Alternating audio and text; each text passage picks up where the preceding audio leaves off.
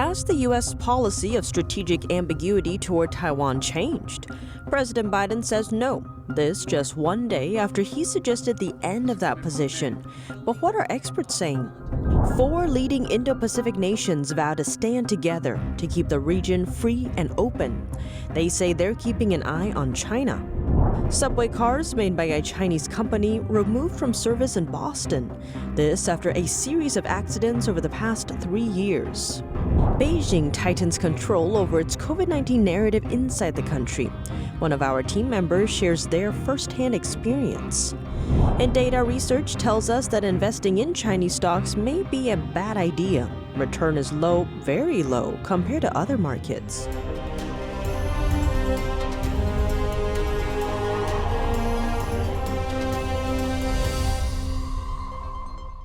Welcome to China in Focus. I'm Tiffany Meyer. President Biden reaffirmed that the U.S. policy of strategic ambiguity on Taiwan has not changed. This just one day after he suggested the end of that position, saying he was willing to use force to defend Taiwan. Here's more.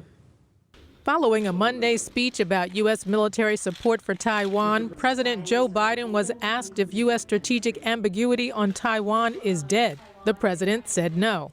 Our policy has not changed at all. I stated that when I made my statement yesterday. He also did not answer a question about whether he would put troops on the ground to defend Taiwan. Biden's 2 comments appear to contradict each other. Some critics have even said he misspoke on the issue or simply made a gaffe. But one expert argued it wasn't a slip of the tongue. President Biden, when he was a senator, voted for the Taiwan Relations Act. He's visited Taiwan before. He's not new to foreign policy. So in my view, given where it was said in Japan, next to the Japanese prime minister, the context coming after Russia's invasion of Ukraine, I believe that this was not a gaffe. Under the Taiwan Relations Act, Washington is required to provide self-ruled Taiwan with the means to defend itself, but it has long followed the policy of strategic ambiguity toward the island. That is, leaving China to guess exactly what the United States would do if the Communist Party chose to invade. So I think President Biden's statement was not intended to signal a shift in U.S. policy. It was intended to clarify how committed or how much support the United States attaches to the Indo-Pacific region, as well as U.S. attention on what's happening in terms of cross-strait dynamics. Tensions in the Taiwan Strait have gained renewed attention in light of Russia's invasion of Ukraine. According to Yin Sun from the D.C.-based Stimson Center, what Biden meant by military support can be interpreted in a number of ways. Well, of course, people would say that, most directly, military intervene means American boots on the ground. Well, not necessarily. What we have done in Ukraine, that is intervention, but it does not involve direct troop deployment from the United States. That intervention could come in the form of training for Taiwan's military or additional weapons sales to the island. With all eyes on China, the 4 leaders of the Quad Alliance vowed Tuesday to stand together for a free and open Indo-Pacific region. The nations say they view China as a bigger challenge than Russia. NTD's Jessica Beatty has more. President Biden and his counterparts from Australia, India, and Japan met Tuesday in Tokyo to discuss strengthening ties in the Indo-Pacific region to uphold democracy. Because that's what this is about, democracies versus autocracies, and we have to make sure we deliver. Japanese Prime Minister Fumio Kishida linked Russia's invasion of Ukraine to China's increasing aggression towards Taiwan. Beijing considers democratic Taiwan as part of its territory, and it's recently sent record numbers of warplanes near the island. Although Japan's leader didn't call out China by name, he said the Quad can't let an invasion happen in the Indo-Pacific. It is crucial that we gather together for the 4 countries to align and show the international community that we are strongly committed for our common vision of a free and open Indo-Pacific. The White House says the Quad will focus on 6 main areas of cooperation. They include COVID-19 response and global health security, climate, critical and emerging technologies, cyber, space, and infrastructure. Quad leaders also announced a Quad fellowship program and opened applications. The program will sponsor 100 students from Quad countries to study in the United States each year for graduate degrees in STEM fields, science, technology, engineering, and mathematics. Jessica Beatty, NTD News. As the four countries' leaders met in Japan, Chinese and Russian military planes conducted joint military drills nearby. As they neared Japan's airspace, Japan scrambled its fighter jets to respond. Japan is calling the move from Beijing and Moscow a provocation. If you're planning to take the T in Boston anytime soon, you may want to keep an eye out. That's what locals call the Massachusetts subway, but the transit system is having some problems.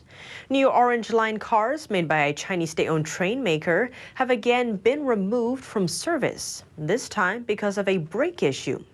The incident follows a series of other problems and accidents that have taken place in the past 3 years. NTD's Chenny Wu tells us more. Last Thursday, the Massachusetts Bay Transportation Authority, or MBTA, suspended all Orange Line and Red Line trains after one of the vehicles experienced a problem.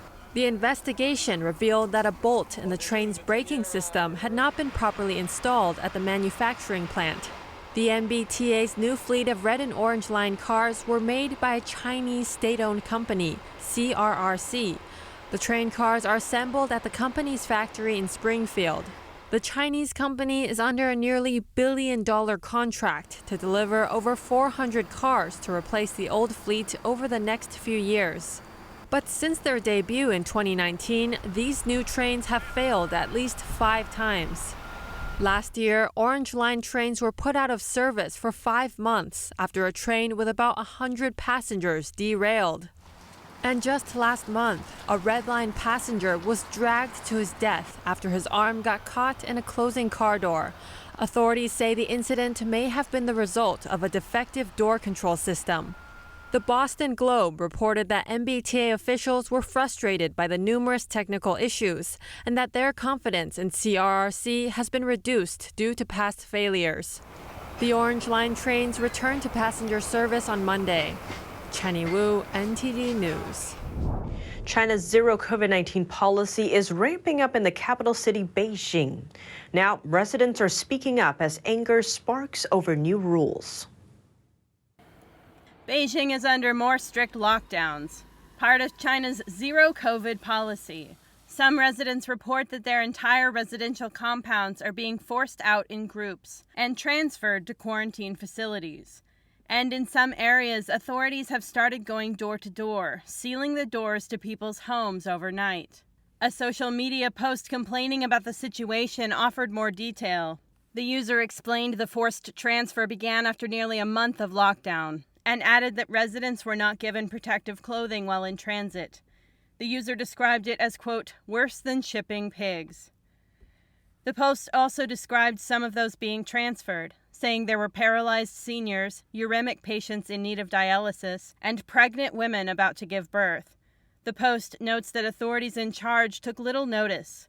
Reports say residents were only given 2 hours to prepare for the move. Data shows that the compound described in the post has 36 buildings, home to over 13,000 residents. Locals alleged that authorities threatened to cut off water and electricity for anyone who refused to go. They said if you don't leave, the water and electricity will be cut off. Ridiculous, just ridiculous. Analysts say locals previously thought Beijing wouldn't face the same severe lockdowns Shanghai did, but the ramping up of rules and forced isolations suggests otherwise and shows what analysts called the, quote, absurdity and horror of the Chinese Communist Party's Dynamic Zero political campaign. They said if you don't leave, the water and electricity will be cut off. Ridiculous, just ridiculous. It's all the same in Beijing and Shanghai, even the entire country. That's dynamic zero COVID policy. The dynamic zero COVID-19 in the entire society. Video clips on social media reveal that the same large-scale transfers have also happened in other areas of Beijing. At the same time, Beijing authorities recently announced new antivirus controls, including a week-long shutdown of public transportation in some districts until Saturday. According to China's official data, there are 14 areas in the country considered high risk for catching COVID-19 as of Sunday. All of them are in Beijing. Stores, commercial squares, and entertainment venues remain shuttered, while many residential compounds are requiring tenants to register for electronic passes, gadgets that will soon be needed to enter their homes. Beijing reported 48 new COVID-19 cases on Monday. Due to China's history of underreporting virus data, NTD cannot verify that number. As the situation in Beijing shifts, the Chinese Communist Party is keeping tight control over its narrative inside the country. The following is a first-hand experience from one of my colleagues. Her mother lives in Beijing. Recently, she told my colleague not to call her anymore without explaining why. Later on, my colleague got more details from another family member. This is what her mother said. Earlier, she had gotten 2 phone calls from Chinese authorities. They said people from outside China have been calling people in China by phone, telling them rumors and lies about the pandemic and damaging China's reputation. Her mother was warned not to listen to those rumors. My colleague said her mother was scared by the 2 phone calls and believes her phone is being monitored by authorities. And what exactly did my colleague tell her mother over the phone? She simply passed on what's common knowledge for people living outside China, like how Omicron is less severe compared to earlier virus variants, and how life in the U.S. is going back to normal, and that in Shanghai, many people have faced supply shortages under the city's lockdown and have had difficulty getting medical treatment. My colleague also suggested that her mother stockpile more food and necessities because nobody knows if Beijing is going to issue strict lockdown measures as in Shanghai. All this information contradicts what Chinese authorities say. They never told Chinese citizens that the Omicron variant symptoms are closer to getting sick with the common cold. They've also been saying the pandemic is still severe in the U.S., adding that Chinese people should be thankful to live in China, as lockdown measures have stopped the virus from spreading. What's more, Chinese state-run media have largely ignored the many deaths reported in Shanghai amidst a lockdown, many of which have been attributed to lack of medical treatment or food. State media also told Chinese citizens there was no need to stockpile food and that the situation was under control. Chinese stocks have had the worst performance among the world's largest stock markets. That's according to the Morgan Stanley Capital International, or MSCI's April data. Since it began in 1992, the MSCI China Index has returned only slightly over 1% per year. That's significantly lower than the returns of MSCI's Emerging Markets Index and its flagship Global Stock Index. Meanwhile, stock market investors in the U.S. have enjoyed higher gains. The MSCI USA Index has been generating an annual return of 11% since 1987. Kyle Bass is the Chief Investment Officer of Heyman Capital Management. He told the Epoch Times in an interview, China uses the West's money and pays almost zero returns for enormous risk, and that fiduciaries should be sued for investing in the Chinese Communist regime. Robin Parbrook is the co-head of Asian Equity Alternative Investments at Schroders, a global investment management firm. He warns it's important for investors to realize that stock market returns and economic growth do not correlate. The MSCI China Index consists of large and medium-sized company stocks that trade on both Chinese and global stock markets. Parbrook compared the performance of the MSCI China Index against that of MSCI indexes of other Asian countries in October. He discovered that Chinese stocks had been the weakest performance since 1992. According to the Institute of International Finance, or IFF, capital outflows from China in the first quarter of this year hit a new record. The reasons include COVID lockdowns, Beijing's clampdown on private companies, and China's strained relations with Western countries. That's all for today's China in Focus on YouTube. We're now sharing a shortened version of our program here, after being demonetized for more than a year. Here's what to look out for in our second half. China's strict lockdown measures are still in place across the country. We look at how the shutdown is impacting American consumers.